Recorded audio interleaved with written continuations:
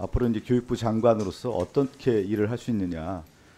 그러면 검증이라고 하는 것이 그동안에 어떻게 교육부 수장으로서 일을 할 수 있느냐에 대한 부분을 나눠서 생각해 보는 것 같아요. 하나가 이제 도덕적인 검증이고 하나가 이제 정책적인 검증인데 저는 몇 가지 교육부 장관으로서 교육에 대한 부분 그리고 앞으로 어떻게 해야 되는지 이런 정책적인 질의를 좀 몇 가지 좀 드리도록 하겠습니다.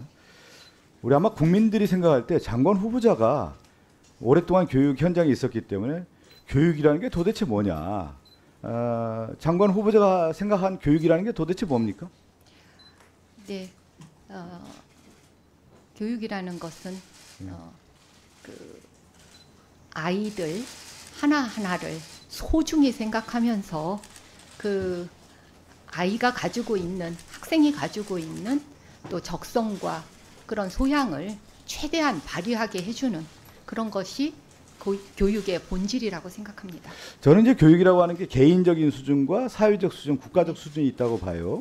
개인으로 볼 때는 이제 자아 실현이 되는 거고, 사회적 수준을 볼 때는 그 개인이 사회적 자아 실현을 통해서 공동체의 발전, 유지, 그리고 이제 국가의 발전, 국가의 영광을 실현하는 것도록 교육이 이제 그것을 실현해야 된다 이렇게 좀 보는데 그러한 역할을 장관 후보자가 좀 잘 해주길 바라겠고요. 그러면서 이재명 정부가 이제 들어서서 교육부 장관 후보자로서 이재명 정부가 가야 할 교육 정책이라고 하는 것은 어떻게 지금 파악하고 계십니까? 예, 대략 몇 가지를 좀 설명드리겠습니다. 네. 제일 처음이라고 강조하고 싶은 것은 공교육 강화입니다. 국가 책임을 강화하면서 공교육이 체감되게 하고 그러므로 해서 사교육 부담을 줄인다든지 하는 공교육 강화 측면이고요. 두 번째는 학생과 교사가 모두 행복한 학교를 만드는 거고 또 세 번째는 AI 시대에 맞는 미래 인재 양성을 하는 것 그리고 네 번째는 교육을 통해서 지역 혁신을 만들어서 국가 균형 발전을 만드는 것 이러한 의지를 모두 포함한 정책이 수립되어 있습니다. 네.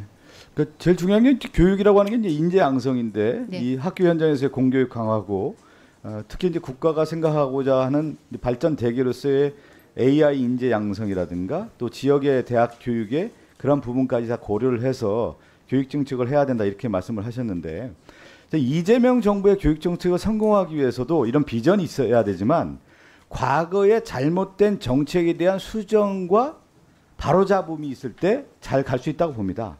그러니까 윤석열 정부의 이 3년이 대한민국의 10대 강국을 만들 수 있었던 교육의 그 질적 강화들이 완전히 무너졌다고 저는 보고 있거든요. 예를 들면 의대 정원에 2,000명을 어느 날 갑자기 발표한다든가 만 5세 입학을 어느 날 발표한다든가 누가 제대로 일을 하는지도 제대로 모를 정도로 그다음에 유보 통합은 완전히 무너졌고 AIDT 교과서에 대한 부분도 제대로 된 정책을 하나 하지 못하는 그런 실정을 보였단 말이에요.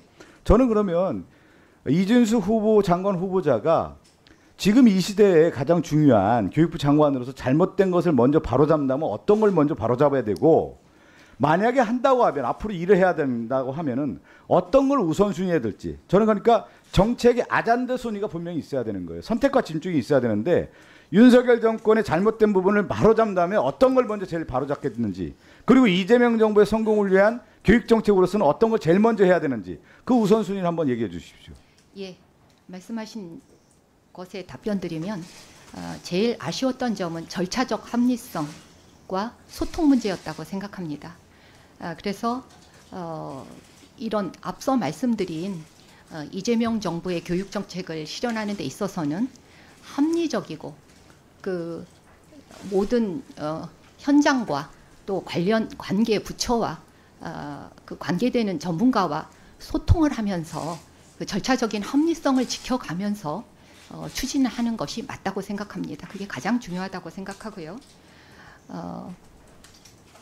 네, 그렇다고 생각합니다. 앞으로 이재명 정부가 해야 될 일 중에 가장 정책 우선순위를 어디에 좀 방점을 두고 싶습니까? 앞서서 공교육도 말씀드렸지만 그거보다는 그 교권과 아이들 마음 건강 챙기기가 현재 우리 교육 현장에서는 가장 시급한 문제라고 저는 생각합니다. 저는 장관 후보자께 좀 이 말씀을 꼭 드리고 싶어요. 네. 우리가 교육에 있어서의 국가 공동체 유지라든가 국가의 영광을 실현하는 것이 이제 교육의 목표라고 볼 수가 있는데, 교육 우리의 공동체를 훼손한 게 뭐였냐면 지난 12월 3일에 내란이었습니다. 민주 시민 교육에 있어서의 가장 잘못된 교육을 보여주는 것이 전임 대통령과 그들의 세력에 의한 국가 공동체가 무너졌다. 이 부분을 바로잡는 거예요. 뭐냐면 이 교육 현장에서 실제 역사 교육이라든가 아니면 이 민주 시민 교육에 대한 부분이라든가, 잘 아시겠지만 장관님께서도 아시겠지만 독립운동을 했던 사람들을 이념적 잣대로 해서 독립운동가들을 훼손시킨다든가, 이러한 역사적 근간을 흔들었던 사람들이 교육부에 있었던 사람들 상당히 많이 있습니다. 이런 것들을 바로잡을 때 우리의 국가의 정체성을 유지가 되고 공교육이 바로 설 수가 있는 겁니다. 역사교육이라든가 공교육의 실질적인 민주 시민교육이 무너졌을 경우에는 나라가 흔들릴 수 있는 문제이기 때문에 그런 문제까지도 저는 교육부 장관 후보자로서 생각을 해야 된다.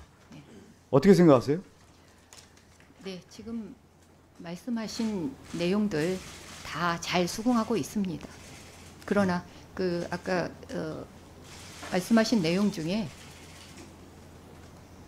그러니까 제가 말씀드리는 건 네, 교육부 장관으로서 여러 정책 아젠다 순위에 대한 선택과 집중도 필요하지만 잘못된 부분에 대한 바로잡음에 대한 올바른 철학을 통해서 예. 그것을 수정하고 개선하지 않을 때 교육 자체가 무너지는 것이다. 그렇기 때문에 윤석열과 같은 이런 내란 사태가 벌어지는 문제이기 때문에 교육부 장관이 정확한 철학과 역사를 가지고 교육관을 가지고 임할 때 그것을 바로잡을 수 있다는 부분이 있거든요. 그것을 교육 현장의 장관 후보자로서 말씀해 주시고 그것을 추진시킬 수 있도록 최선을 다한다는 말씀입니다.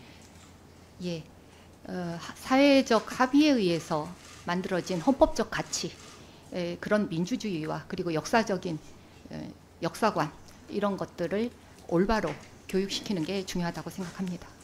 네, 박성주 의원님 수고하셨습니다. 다음은 야당 의원님의 이제 첫 번째 질의가 되겠습니다. 김대식 의원님, 네, 좀 가까이 좀 하시고 네. 좀